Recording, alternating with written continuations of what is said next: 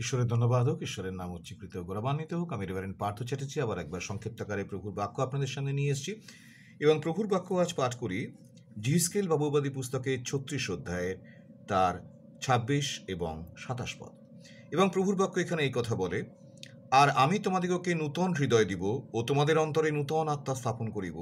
আমি তোমাদের মাংস হইতে প্রস্তরময় হৃদয়ে দূর করিব ও তোমাদিগকে মাংসময় হৃদয়ে দিব। আর আমার আত্মাকে তোমাদের অন্তরে স্থাপন করিব এবং তোমাদিগকে আমার বিধিপথে চালাইব। ঈশ্বর এ কথা বলছেন ইসরায়েলি জাতিকে, ইসরায়েল দেশকে, গোটা দেশকে বলছেন কি না, আমি তোমাদের সূচি করব, তোমাদেরকে নূতন হৃদয় দেবো। তার মানে তাদের মধ্যে যে হৃদয়টা ছিল সেটা ঈশ্বরের পছন্দ নয়। ঈশ্বর তাদেরকে একটা নতুন হৃদয় দিতে চান। কেন না, তাদের মধ্যে যে হৃদয় ছিল সেটা কিরকম হৃদয়? প্রস্তরময় হৃদয়, মানে পাথরের মতো কঠিন হৃদয়। আর ঈশ্বর তাদেরকে কি দিতে চান? মাংসময় হৃদয়, অর্থাৎ নম্র হৃদয়। এবং সেখান থেকে ঈশ্বর সেটাকে আরো উচ্চে নিয়ে যেতে চান। তিনি দিতে চান আত্মাময় হৃদয়, এবং সেই আত্মা আবার কি? ঈশ্বরের আত্মার সাদৃশ্যে চালিত। অর্থাৎ ঈশ্বর বলছেন যে আমি আমার আত্মাকে তোমাদের অন্তরে স্থাপন করব, তোমাদেরকে আমার বিধিপথে চালাবো, তোমরা আমার শাসন সকল রক্ষা করবে, পালন করবে। অর্থাৎ প্রস্তরময় হৃদয়, মাংসময় হৃদয়, আত্মাময় হৃদয়। সবচেয়ে উঁচু হচ্ছে আত্মাময় হৃদয়, আর সবচেয়ে নিম্ন স্তরে হলো প্রস্তরময় হৃদয়। প্রস্তরময় হৃদয়ের উদাহরণ, যখন ফরৌনকে ঈশ্বর এতবার বলছেন এবং মোশি যখন বারবার ঈশ্বরের বাক্য নিয়ে ফরৌনের সামনে উপস্থিত হচ্ছেন, কিছুতেই ফরৌন হৃদয় পরিবর্তন করেনি। তিনি জিদ ধরে বসেছিলেন যে জীবন্ত ঈশ্বরের সঙ্গে তিনি লড়াই করবেন। সর্বস্ব হারিয়ে ফেলছেন, তবুও লড়াই করছেন। এটাই হলো কঠিন প্রস্তরময় হৃদয়, শক্তগ্রীব মানুষের লক্ষণ।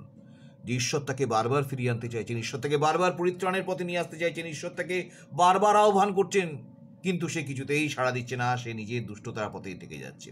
That is প্রস্তরময়। আর সেখান থেকে যখন ঈশ্বর আমাদেরকে স্পর্শ করেন, তখন প্রথমে আমাদের মধ্যে কি আসে? মাংসময় হৃদয়।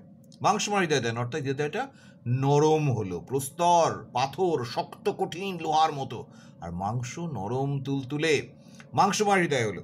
যার জন্যে আমরা দেখি যে গীত সংহিতার 51 গীতের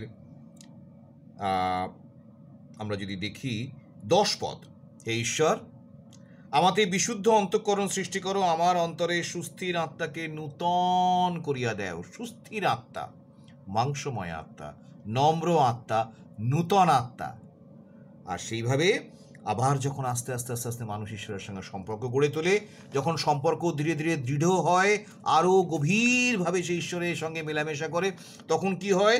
ঈশ্বর বলেন আমি আমার আত্মাকে তোমাদের অন্তরে স্থাপন করবো। মনুষ্য আত্মা, মানব আত্মা থাকবে না, ঈশ্বর আত্মা, পবিত্র আত্মা আমি এবার তোমাদের অন্তরে স্থাপন করব, আর তোমাদেরকে আমার বিধিপথে চালাইব। অটোমেটিক্যালি যখন ঈশ্বরের আত্মা আমাদের হৃদয়ে আসবে, তখন আমরা ঈশ্বরের পথে চলতে শুরু করব অটোমেটিক্যালি। কাউকে বলে দিতে হবে না, আমার হৃদয়, আমার আত্মা আমাকে চালিত করবে।